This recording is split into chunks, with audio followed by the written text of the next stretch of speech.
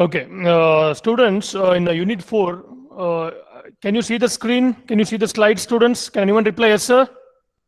Yes, Yes, sir. sir. Okay, Yes, perfect. sir. Done. Kindly mute your audio. We will start the session.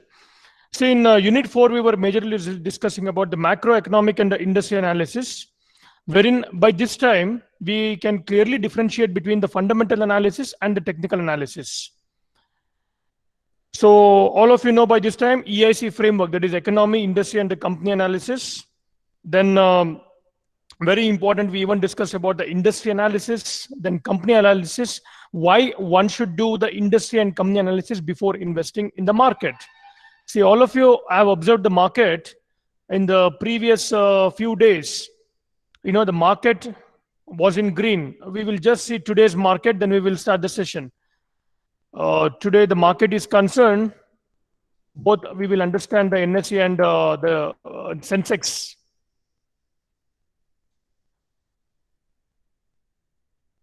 So majorly Deepavali season, so you can expect some move in the stocks like DMart, Bajaj Finance and all.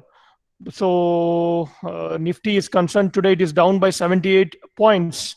You can see here 78 points. So it is at 12,670. And today some of the top gainers are Hindalco, Cipla, Tata Motors, Sun Pharma, and Nestle India. And some of the top losers are Coal India, HDFC Bank, ONGC, and ICICI Bank, and SBIN. So I have mentioned already to all of you, Cipla, it is up means the number of buyers should be more in this particular script. So we can clearly see here when it comes to the order book, you can see here the buying order and the selling order for a particular company. Similarly, we will just see Sensex also. Obviously, when Nifty is down, Sensex also should be in red. So by how many points exactly? It is 43,302. So it is down by 291 points. You can see here 291.60. So if you can see here, the opening was somewhere here. It went up and again it is at 43,299. Okay. So this was about today's market. Now we will come to the session. Now, the concepts what we have discussed in the earlier class, by that we clearly understood that the fundamental analysis is for long-term investment and the technical analysis is for intraday or short-term investment. Right. So before investing in any market, remember students, before investing in any market, we should be understanding the economy of that particular country, that is called E. Then the second important parameter what we have to see is the industry or the sector to which it belongs to. That is called as I, that is EI. Then the last but not the least is we should thoroughly understand the company, right? The company analysis, like into which sector the company belongs to, whether it belongs to any particular sector or whether it is a diversified organization. Suppose if it belongs to a particular sector, then what happens? Suppose it belongs to IT sector. If IT stocks are coming down, it moves along with the sentiments. So probably the stock also might come down, right? So we have to always see to which sector it belongs to, who are the board of directors of that particular organization. So what is the company's skin, the top management skin, whether it is involved in that. And we have to at least study the 11 years balance sheet, the profit and loss account, the financial ratios are concerned. We have to understand that. So why we have to understand the 11 years? Because 11 years is, for every 11 years, the GDP might, slightly alter or change. So the cycle, what we call the business cycle is concerned.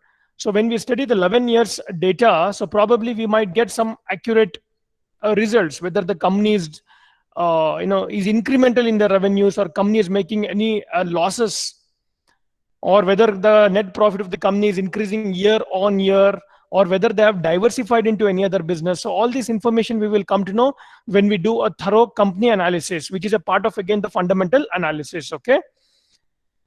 Then after that, what we understood the two important theories that was called as Dow theory as well as Elliott wave theory. Then we came to the important part that was called as charts. So majorly these charts will be used by the traders or the people who will do speculation in the market. So what they do is they speculate with the prices using these charts, and based on that they will enter in the market and exit from the market, or some people will even book the profit or book the losses using the charts. I'm using two things, booking the profit and booking the losses, so both can be done using the charts. And then a very important thing is we can even understand the support and resistance of a particular stock or a particular index using these charts, right? And we can even place a stop loss order in order to avoid the loss for a particular script. So the popular used, the very popular used by almost all the traders across the globe is Japanese candlesticks. Then we understood about the trend line. So basically there are three types of trend line that we call it as upward trend line and the downward trend line, as well as the sideways trend. Now upward trend means what? As the name only suggests, this trend is denoted by the systematic and extended rise in the price of a given stock or currency or commodity pair over some prolonged period of time. See, when this upward trend might happen, it reaches the bottom, then automatically when more number of bulls or more number of positive buyers will come for a particular index or a script. When more number of buyers are there, we call it as a bullish market, right? So in the bullish market is there, normally the trend, when we connect 2 to 3 points, you should have a upward trend, right? So this does not mean, students, that the price of the given stock or the currency never recedes or never comes down, but merely that in the overall picture, the price rises more than it falls in the given time frame. That is very important point to be remembered. Since more number of buyers will be there at certain point of time, so automatically the price will start shooting up, start increasing, start accelerating.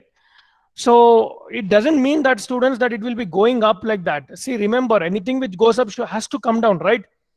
Anything which goes up will not be going up like that. It has to come down. So upward trend will give an idea to understand the time frame by connecting the points. So when can I book my profit? Or up to what point I can hold my particular share? So that is how we can plot the upward trend. Similarly, when it comes to downward trend also, we came to know that this trend shares all the characteristics, students, of the upward trend, but exactly in the reverse direction. Now in the downward trend, who will be more? The sellers will be more, right? So sellers are called as bears in the market. So sometimes we call it as a bearish market. So I explained in the previous class, students, if you were there, we can make profits even in the upward trend, and we can even make profit in the downward trend also. So when we make profit in the upward trend, we can take it as a long position, and when we take our position in the downward trend and make profit, what do you call that position? Even in the falling market, if I want to take my position and book my profit, what do you call that position as? Short selling. Very good. Short position, right? So I'll be not having the shares, but what I do, I will sell it initially. Please understand. And when the price will come down, I will purchase it. So making my MTM as profit, or I'll be in huge gain. Now, sideways are concerned. This is very important. This trend is also known as a trendless ranging or a flat market. Though similar to the other two types, the sideways trend shows no major difference in the price values between the beginning and the end of a specific time period. The sideways trend denotes market conditions in which prices may be moving back and forth between levels of support and resistance. So these concepts we understood in our earlier class.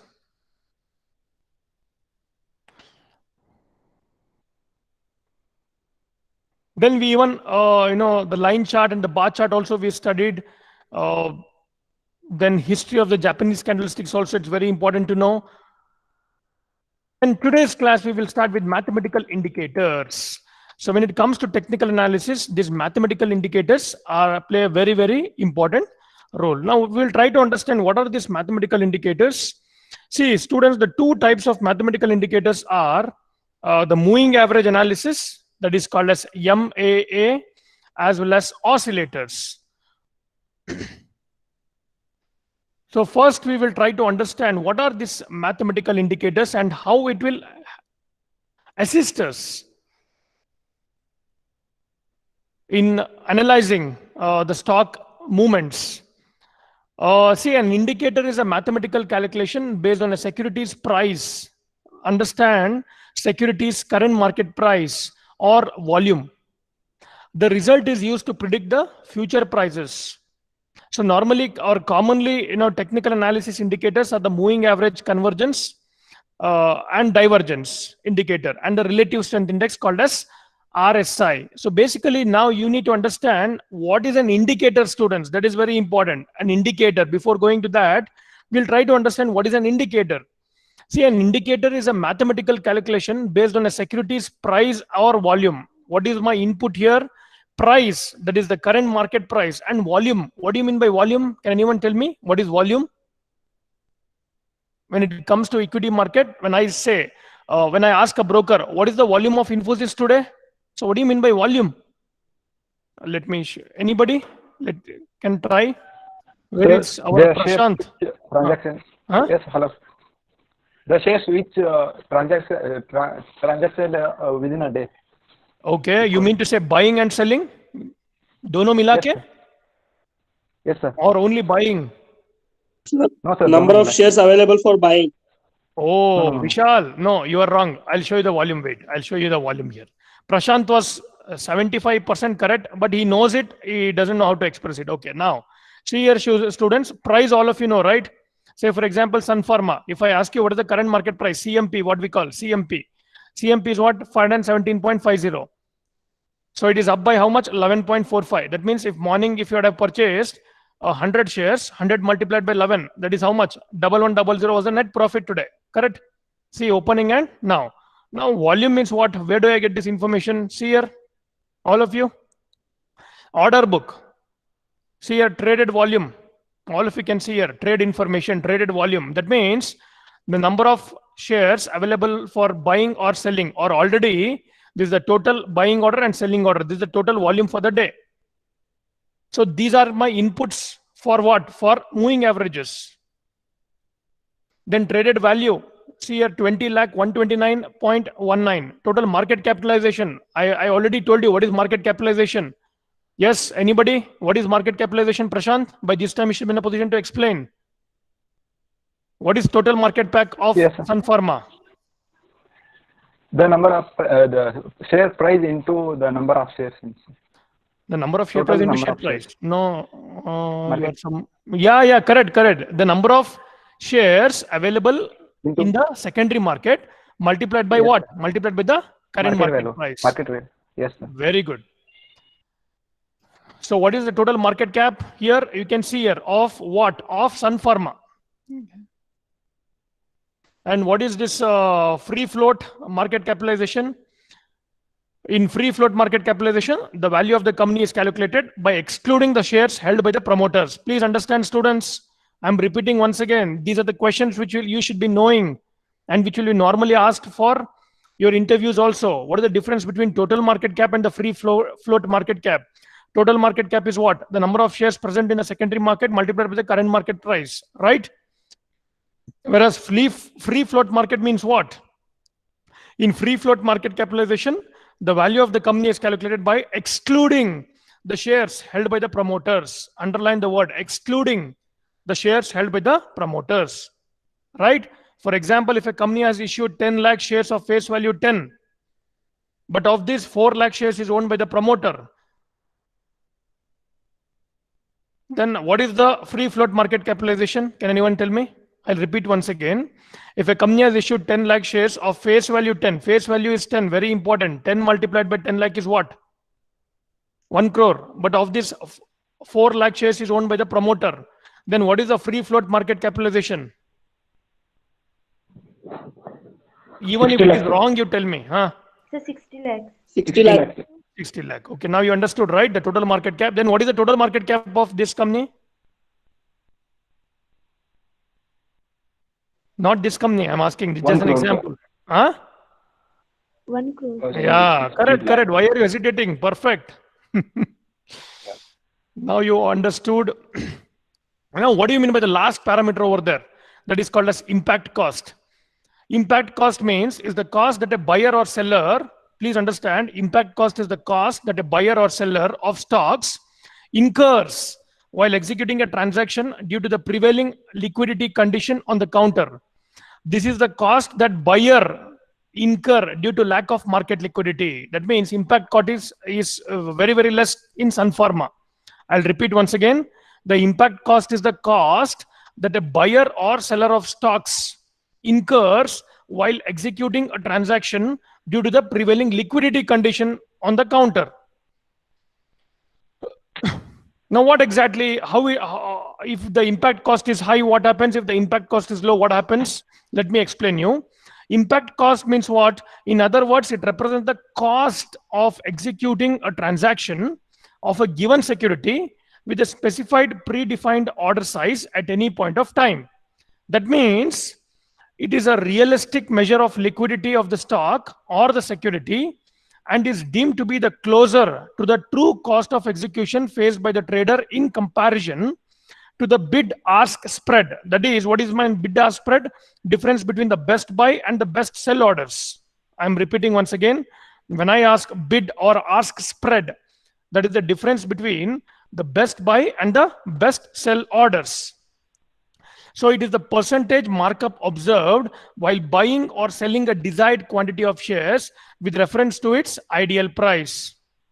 Suppose, for example, students, I want to give, a buyer wants to purchase 3,000 shares of ABC company.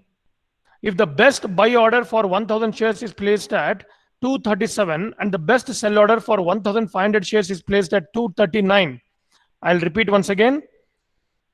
1,000 shares is placed at 237, the buying order, and the selling order of 1,500 shares is placed at 239. The ideal price for the deal should be how much? 239, that is the selling price, plus 237 divided by 2, that is 238. So at this price, one can expect the buyer ideally get the desired quantity of ABC shares. Very simple, students. See, I will put a buying order of 1,000. Where I can see this, you can see here, students, please see here. I'll give you an example here. See the order book here. Quantity is how much? 354. Bid and ask you have, right? So what is bid and ask? I already told you. It is the difference between the best buy and the best sell orders. In a simple layman term, I want to explain all of you. Please listen to this. Now the current market price of Sun Pharma is how much? 517.50. In the order book, someone has put a buying order at the current market price. The quantity is 354. See, someone has put a buying order at 517.50 at 354. Always remember, students, always remember, when you go to a vegetable market, you will ask, give me 1 kg of onion. He will quote you 80 rupee. So whether you will pay 90 rupee and purchase? No, right? So always the buyer will ask for a lower price. Correct? And always a seller will quote a higher price because of the profit involved in that. Correct? In the similar way, the buyer here will be always quoting a lower price compared to what? Compared to the current market price. And the seller will be quoting a higher price compared to what? Compared to the compared to the current market price. When these two order matches, see, remember, students, someone has put a buying order at 517.50. Someone has put a selling order for 517.65. If these two order matches, how it matches? He will say, okay, I'll replace my order 517.55. He will say 517.60. Then 517.6. Both of them matches, then the order is executed. Correct? So 354 quantity from where he will get? From this guy on the other side. Right? Now my question to all of you is, on my screen, you can say, for example, I'll open.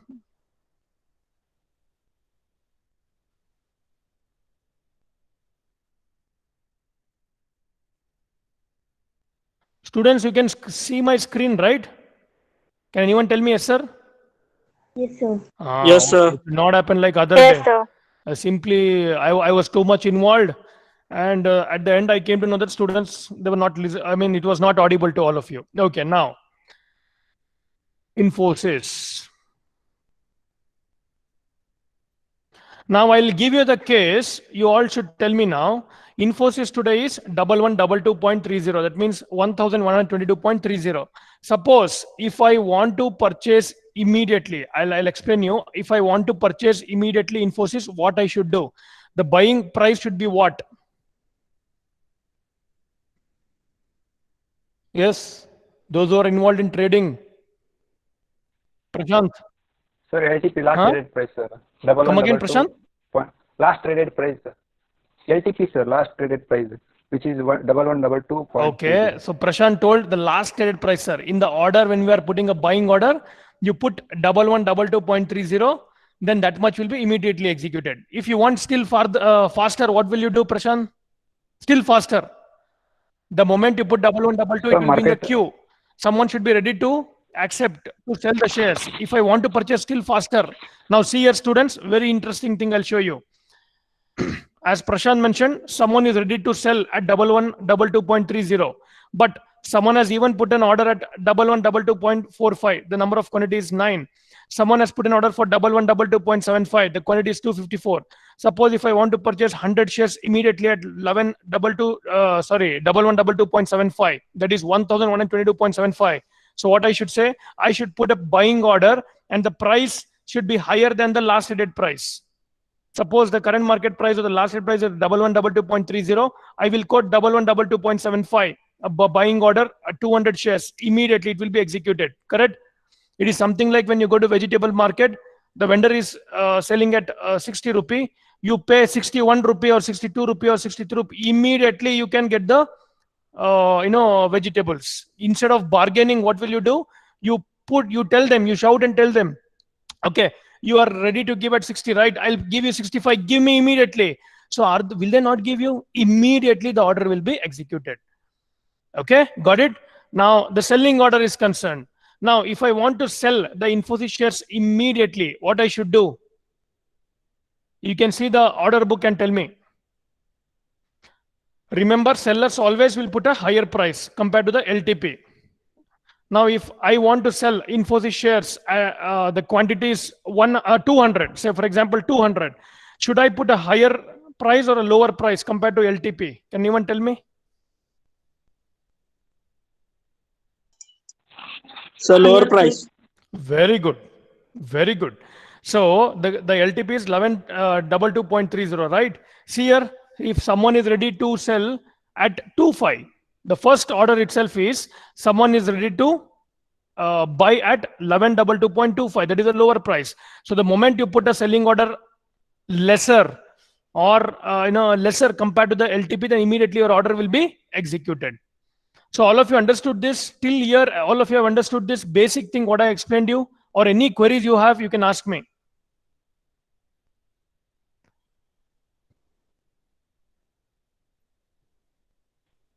Yes, Vishal, Vani, Apsana, Kedar, Prashant, all of you have understood?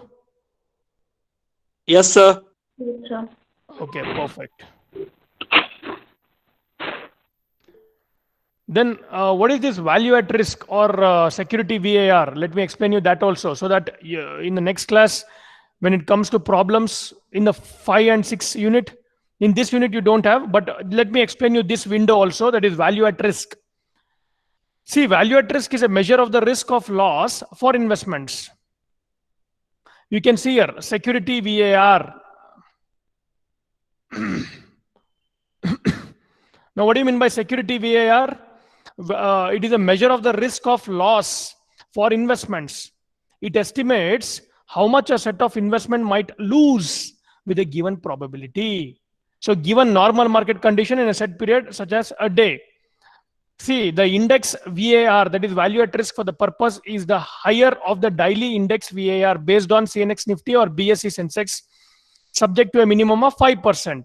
The VAR margin is collected on an upfront basis by adjusting against the total liquidity assets of the member of the time of trade.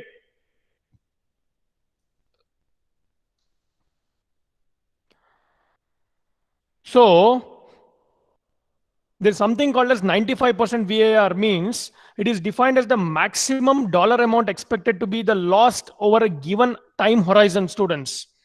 at a predefined confidence level. For example, let me give an example so that you can understand. If the 95% 1 month VAR is say 1 million US dollars, what do you mean by that? There is 95% confidence that over the next 1 month the portfolio will not lose more than 1 million US dollars. So basically, how do we calculate this VAR? There are three methods of calculating VAR. This is not there in your syllabus. Let me explain you. The historical method, the variance covariance method, and the Monte Carlo simulation. So what do you understand by the third box here? The 1, 2, and 3. So first you came to know buying and selling. If there are more number of buyers and sellers, you can see here the total quantity. This is called as a volume, the total traded volume in a day. Okay. So value at risk means what? It is a popular method for risk measurement. So VAR calculates the probability of an investment generating a loss during a given time period and against a given level of confidence. So how do we calculate VAR? Value at risk can be calculated for either one asset, a portfolio of multiple assets, of an entire firm. Now students, it virtually always represents a loss. VAR virtually represents always a loss.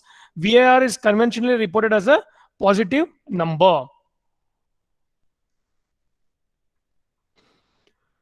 Now, value at risk is a statistic that measures and quantifies the level of financial risk basically within a firm or a portfolio or position over a specific time of frame.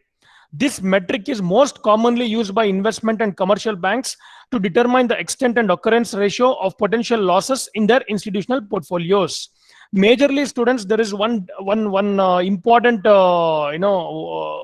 job profile that's called risk managers. See, risk managers, they use VAR, that is value at risk, to measure and control the level of risk exposure. VAR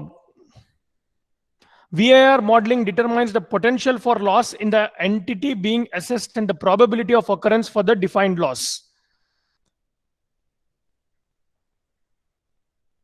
So this was about your basic thing. Now we will go to the slides. Okay, now we will understand the indicators. All of you now understood indicators. We will now take up moving average analysis. See, moving averages are mathematical indicators of the underlying trend of the price movement. So moving average technicians or rate of change focus on moving average of the prices to forecast movements of individual securities or market indices. So many technical analysts, they use students 200-day moving average of closing prices. So what they do, you can use for buy as well as sell. So the 200-day moving average flattens out and the stock's price rises through the moving average. The price of the stock falls below a moving average line, which is rising. So a stock's price which is above the please understand this, I'm repeating, a stock's price which is above the moving average line falls, but turns around and begins to rise again before it even reaches the moving average line. This is about the buy, and now it is sell. The moving average line flattens out and the stock's price drops downward through the moving average line. It is exactly what the converse. In case of buy, what used to happen? The 200-day moving average flattens out and the stock's price rises through the moving average, right? That means upward. Whereas in case of sell, the moving average line flattens out and the stock price drops downward through the moving average line. A stock's price rises above the moving average line, which is declining. So a stock's price falls downward through the moving average line and turns around to rise, but then falls again before getting above the moving average line. So which you have studied already, types of moving averages. Like we have simple moving averages, that is SMA, and we have exponential moving average. We'll try to understand what is SMA and EMA. See, simple moving average means what? This is the most common method used to calculate the moving average of the prices. It simply takes the sum of, please understand now, it will simply take the sum of all the past closing prices over the time period and divides the result by the number of prices used in the calculation. So for example, students, a 10-day moving average, the last 10 closing prices are added together and then divided by 10. So increasing the number of time periods in the calculation is one of the best ways to gauge the strength of the long-term trend and likelihood that it will reverse. So basically we consider the closing prices of the stock. So in case of exponential moving average, with the second type of moving average, this moving average calculation uses a smoothing factor to place a higher weight on recent data points and is regarded as much more efficient than the linear weighted average. So having an understanding of the calculation is not generally required for most of the traders, because most charting packages do the calculation for you. You need not do any kind of calculation, students here. Already, the technical analysis built-in softwares are there. You need to just understand the important points over there. Okay, the most important thing to remember about the exponential moving average is that it is more responsive to new information relative to the simple moving average. So this responsiveness is one of the key factors of why this is the moving average of choice among many technical traders. So exponential moving average, normally EMA is calculated using the closing price minus the previous exponential moving average multiplied by the EMA factor plus the previous EMA. Okay, so these are about the moving averages. Now when it comes to oscillators, we have very important oscillators. Like, first we'll try to understand what is an oscillator. All time series oscillate. See, trends, seasonals, and cycles can all be regarded as an oscillating time series. Like so many other definition in the area of technical analysis, the definition of oscillator is different for different people. It differs from one analyst to another analyst. Oscillator refers to a family of technical indicators based on a measurement of price changes rather than price levels. Underline the word here. See, I'm repeating once again. Oscillators, they refer to a family of technical indicators based on the measurement of price changes rather than price levels.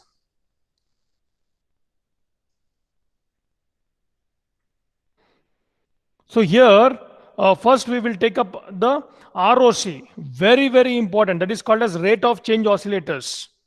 And then RSI, that is relative strength indicators, relative strength index, and then market indicators. So we will take up one after the other now. So ROC means what? The rate of change oscillators. It is a very popular oscillator which measures, understand now, the rate of change of the current price. The rate of change of the current price as compared to the price a certain number of days or weeks back. So the rate of change, or ROC, is a technical indicator that is also classified as what? As a momentum indicator. See, the ROC is similar in its behavior as an oscillator and falls in the same category of indicator such as RSI or the statistics oscillator.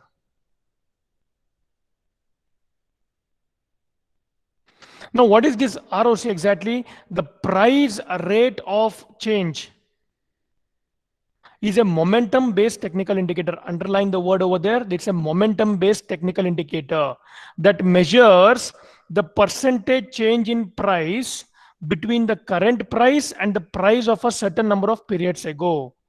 The indicator can be used to spot divergences, overbought and oversold conditions, and centerline crossovers.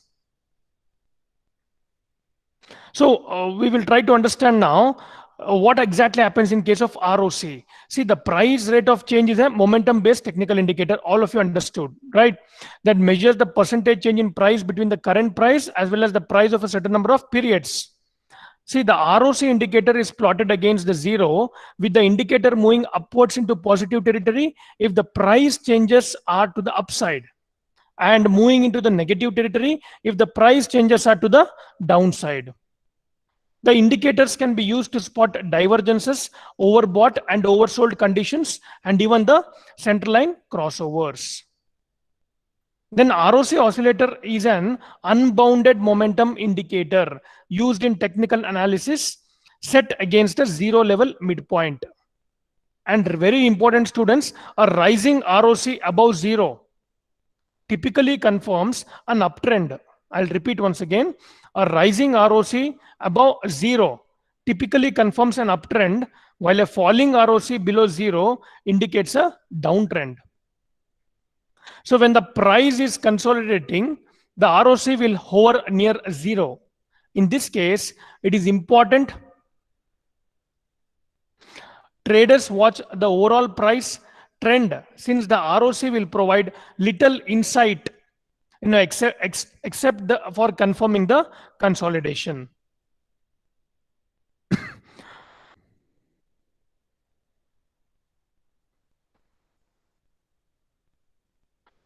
Okay. Next, the relative strength index.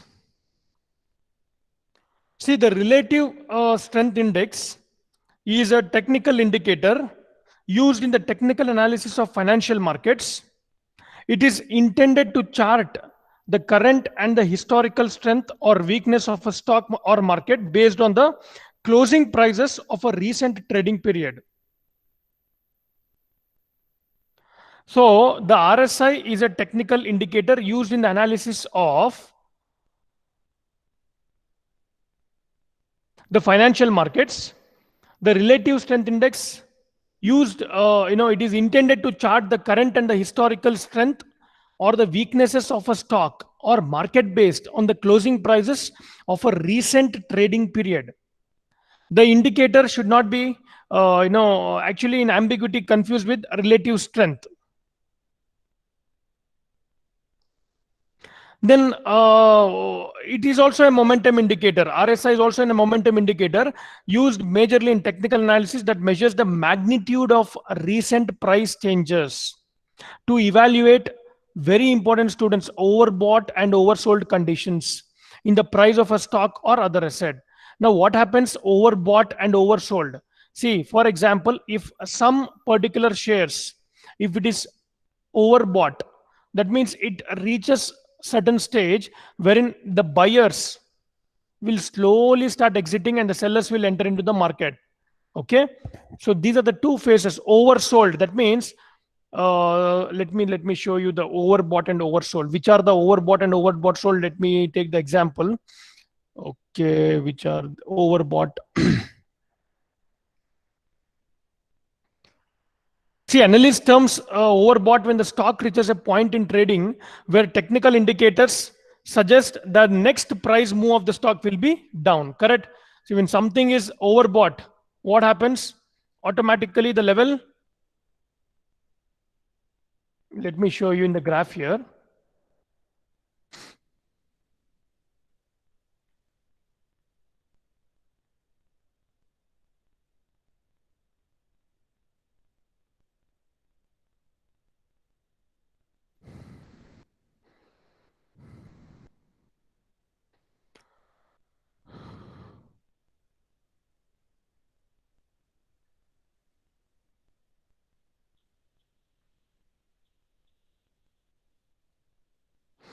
Okay. Students, you can see here, see the graph. Can anyone say me yes, sir? Yes, sir. Okay, perfect. Now, in case of overbought, what happens here when the stock reaches a point? See, this here, what happens? It's an overbought case. Overbought. So it reaches a point in trading where technical indicators suggest the next price move of the stock will be automatically what? Down. Why? Because it is already bought so much. Then the next move will be the bears will be entering, right? They will be booking the profit. So when the stock price has risen too far, too fast, and it is beginning to look very expensive to investors, we call that situation as overbought. I'll repeat once again. When a stock price has risen too far, too fast, and it is the beginning to look expensive to investors, we call that situation as overbought.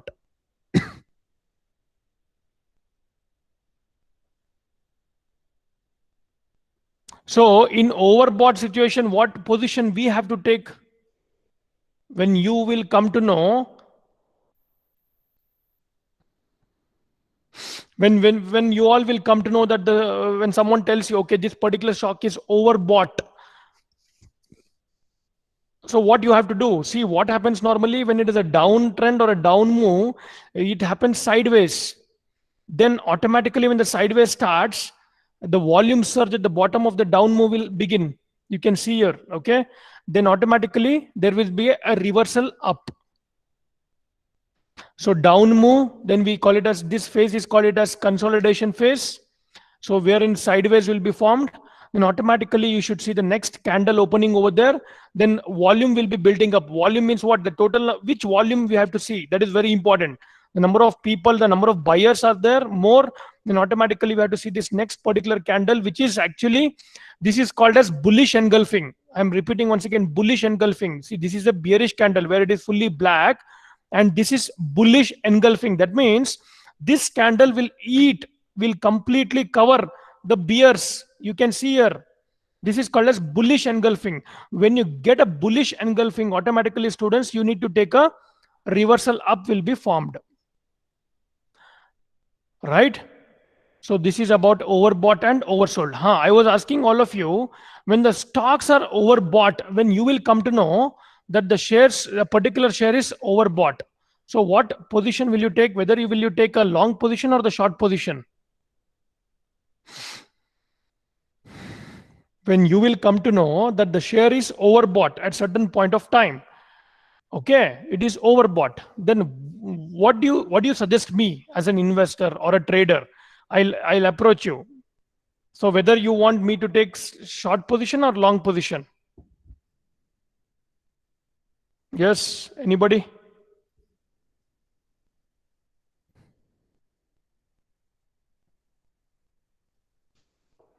Ranjit, good morning.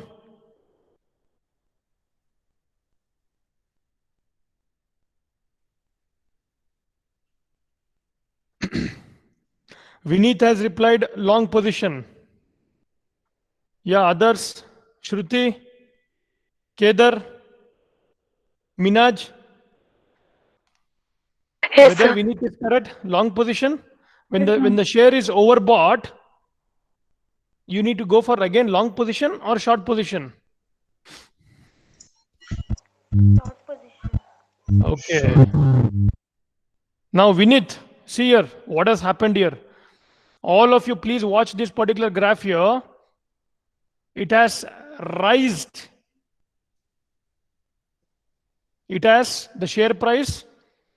What it has happened, it has risen too far, too fast, and it is the beginning to look expensive. So this condition is overbought, right?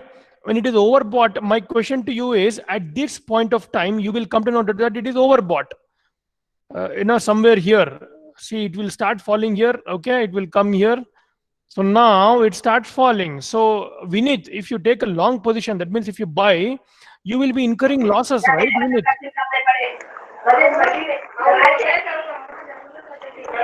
I request the students to kindly mute your audio.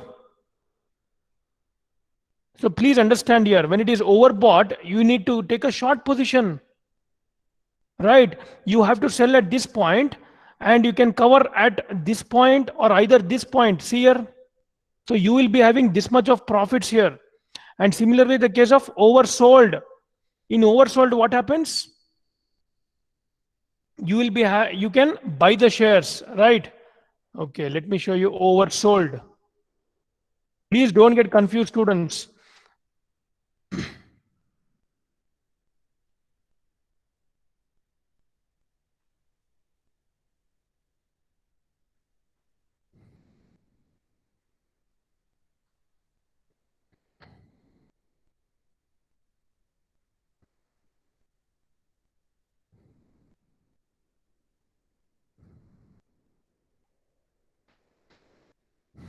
No, this you understood, right? All of you?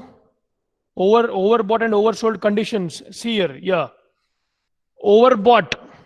That means at certain point of time, you find that the share price is too expensive, right? So too many people have acquired the shares.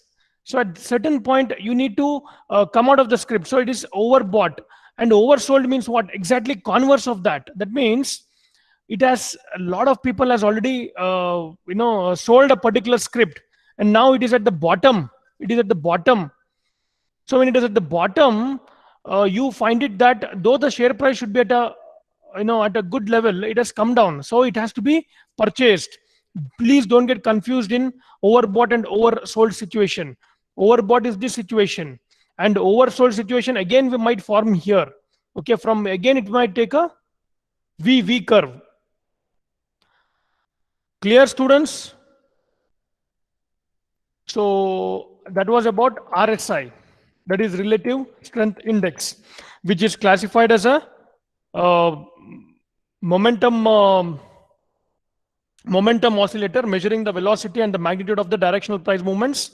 Momentum is the rate of the rise or fall in the price. The RSI computes momentum as the ratio of higher closes to the lower closes.